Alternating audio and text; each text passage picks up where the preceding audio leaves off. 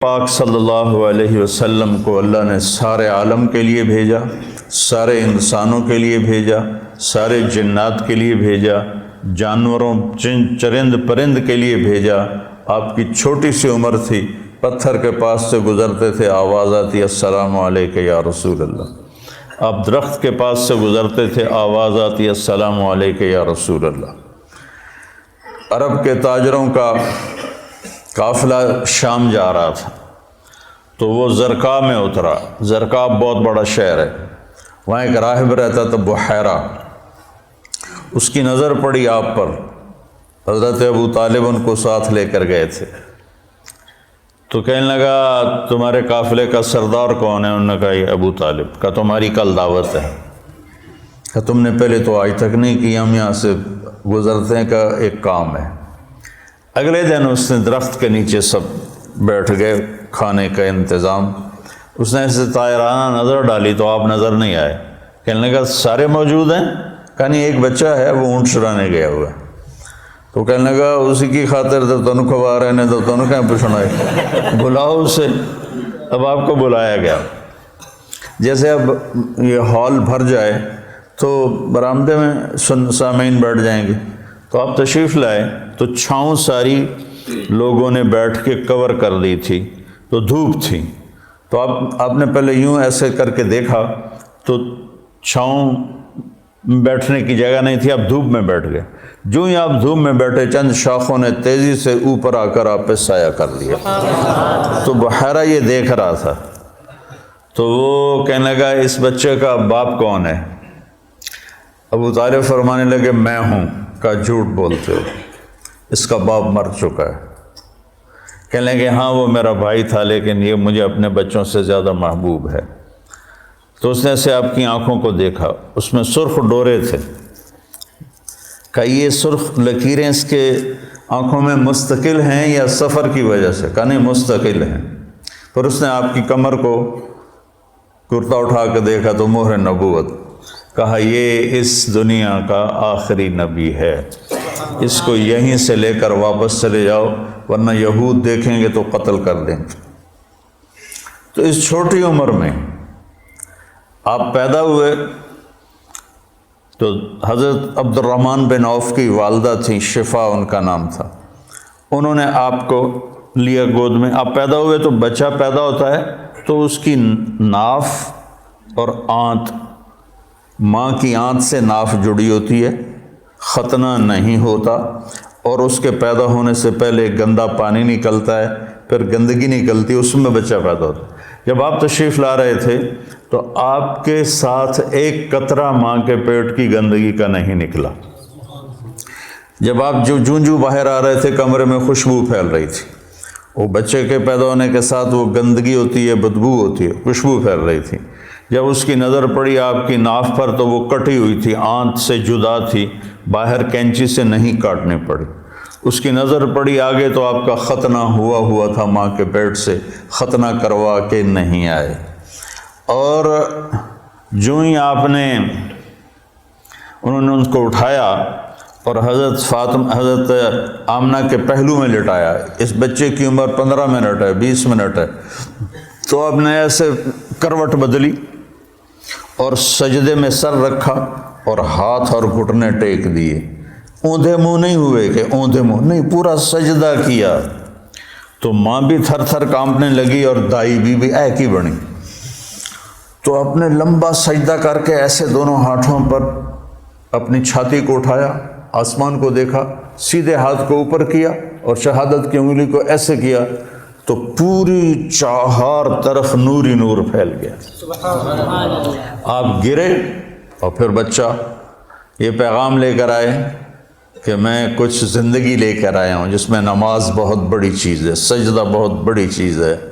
بڑے درد کی بات ہے کہ امت کا 80-90% نماز چھوڑ چکا ہے، اور کچھ ایسے نادان ہیں جو کہتے جی نماز دل دی ہوندی ہے، اگر روٹی بھی دل دی کھا لیا کرو، نماز تو جی دل دی ہوندی ہے، کہ ہماری طرف ہیں بہت جاہل ایسے لوگ۔ تو آپ نے لمبا سجدہ کر کے نماز کا پیغام دیا، اور جب آپ دنیا سے جا رہے تھے وہ بھی 12 ربیع الاول تھا، پیر کا دن تھا، اور زوال سے پہلے کا وقت تھا، اور آپ کے آخری الفاظ تھے حضرت عائشہ کے سینے پہ سر رکھے ہوئے، الصلاۃ الصلاۃ الصلاۃ، میری امت نماز نہ چھوڑنا، نماز نہ چھوڑنا، نماز نہ چھوڑ۔ جعلت قرۃ عینی فی الصلاۃ، میری آنکھوں کی ٹھنڈک نماز ہے۔ قرۃ عینی جو محاورہ ہے یہ عرب کا ہے، اردو کا نہیں ہے، عرب سے لیا گیا ہے۔ عرب جب سفر کرتے تھے صحرا میں تو آندھی ریت اڑتی تھی تو آنکھوں میں پڑتی تھی، تو آنکھوں میں مرچیں لگ جاتی تھیں۔ اونٹ کی تو ڈبل ہوتی ہیں پلکیں، تو ویسے پلکوں میں پلکیں گھسا لیتا ہے، ریت کا ذرہ اندر نہیں جاتا۔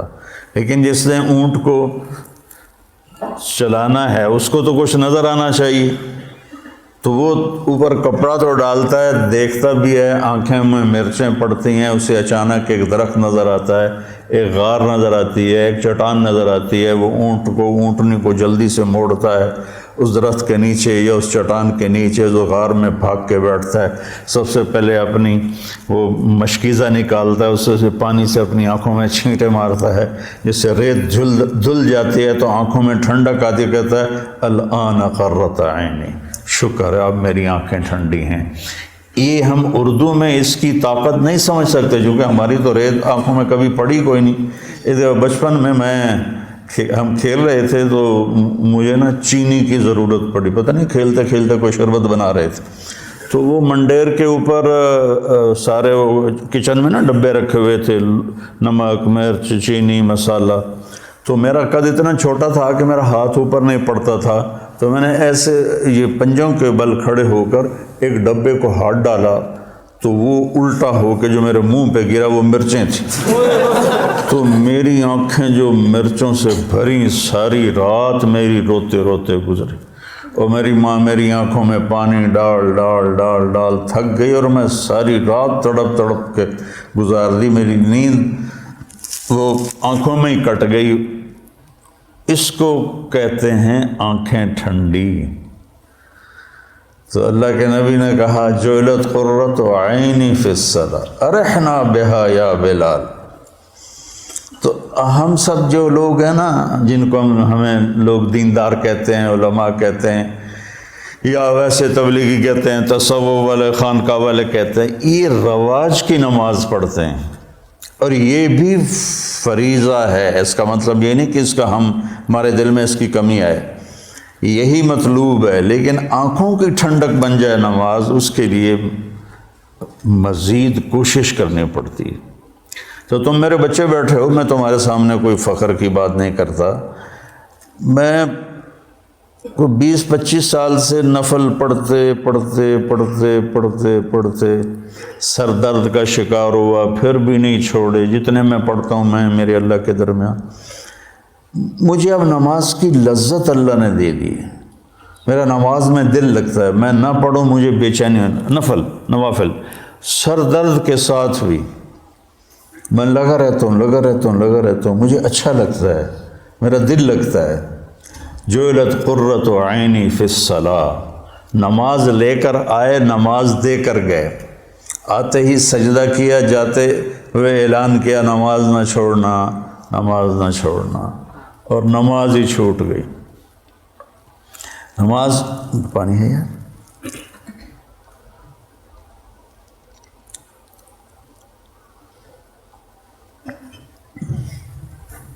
ماں نے اٹھا کے گود میں لیا تو ایک بادل آیا جس نے ڈھانپ لیا، اور بچہ نظر نہیں آ رہا، تو بادل کے اندر سے آواز آ رہی ہے طوفوا بہ مشارق الارض ومغاربہا لیعرفوا باسمہ ونعتہ وصورتہ، اس بچے کو مشرق مغرب پھرا دو تاکہ کل کائنات جان لے کہ یہی ہے اس کائنات کا رہبر، رہنما، ہادی۔ مضت الدہور فما اتینا بمثلہ ولقد اتی فعجزنا عن نظرائہ، یہ متنبی نے نا سیف الدولہ کو بیوقوف بنایا تھا،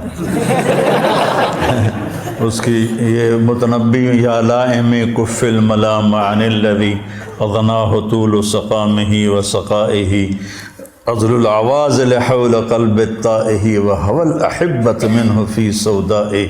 القلب اعلم یا عذول بدائه واحق منك بجفنه وبمائه فومن احب لاعصینک فی الهوى قسما به وبحسنه وبهائه مضت الدهور فما اتینا بمثله ولقد اتی فعجزنا عن نظرائه۔ سبحان اللہ۔ یہ میں نے متنبی کا پڑھ دی کچھ 40 سال پہلے، اللہ، یہ اس کا پہلا قصیدہ میں آپ کو سنا رہا ہوں۔ تو اس میں ایک شعر تھا کہ زمانہ کروٹیں بدلتے بدلتے بدلتے تھک گیا اور سیف الدولہ جیسا کوئی نہ آ سکا، میں یہاں فٹ کروں گا محمد مصطفیٰ جیسا کوئی نہ آ سکا۔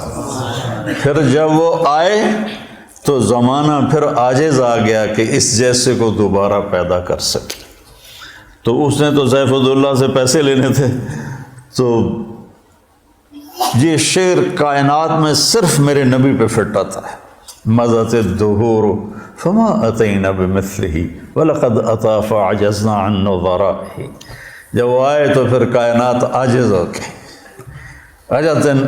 عجز النساء ان یلدن مثل محمد بن عبد اللہ بن عبد المطلب بن ہاشم بن عبد مناف بن قصی بن کلاب بن مرہ بن کعب بن لبی بن غالب بن فہر بن مالک بن نضر بن کنانہ بن خزیمہ بن مدرکہ بن الیاس بن مدر بن نزار بن معد بن عدنان بن اود بن حمیسہ بن سلامان بن عوس بن بوز بن کموال بن ابی بن عوام بن ناشد بن حذا بن بلداس بن یدلاف بن طابق بن جاہم بن ناحش بن ماخی بن عیفی بن عبقر بن الدعاء بن حمدان بن سنبر بن یثربی بن یحزن بن یلحن بن عروہ بن عیدی بن ذیشان بن عیسر بن اقناد بن ایہام بن مقصر بن ناحث بن زارح بن سمی بن مزی بن عوض بن عرام بن کیدار بن اسماعیل بن ابراہیم بن آذر بن ناعور بن سروج بن رعو بن فائج بن عابر بن ارفقشاد بن سام بن نوح بن لامک بن متوشالہ بن ادریس بن یرد بن ملحل ایل بن قینان بن آنوش بن شیس وبن آدم علیہ السلام۔